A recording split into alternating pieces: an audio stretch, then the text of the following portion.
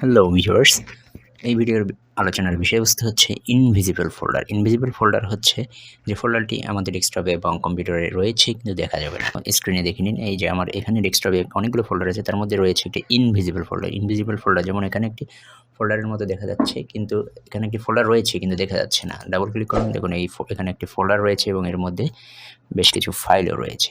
এখন আমরা দেখব কিভাবে এই ফোল্ডারটি তৈরি করা যায়।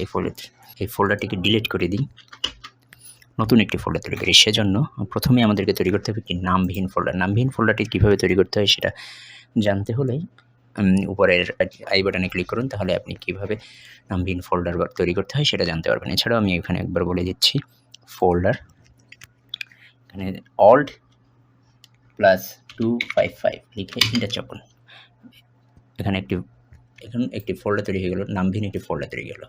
নামবিহীন ফোল্ডারটা তৈরি করার পর এখানে রাইট ক্লিক করুন। রাইট ক্লিক করার পর শো মোর অপশন থেকে প্রপার্টিস থেকে কাস্টমাইজ থেকে চেঞ্জ আইকনে ক্লিক করে এই আইকনগুলোর মধ্যে এখানে দেখুন কিছু ইনভিজিবল অর্থাৎ ফাঁকা আইকন রয়েছে, যেখানে কোনো আইকন নেই। এই আইকনটি ট্রান্সপারেন্ট আইকন যে বলা হয় যেগুলোকে, এই ট্রান্সপারেন্ট আইকনের যে কোনো একটি সিলেক্ট করে ওকে করুন, ওকে করে অ্যাপ্লাই করে ওকে। এবার রিফ্রেশ করুন, দেখুন আপনার ফোল্ডারটি ইনভিজিবল হয়ে গেছে। এখন আপনি চাইলে এই ফোল্ডারে যে কোনো কিছু রাখতে পারবেন।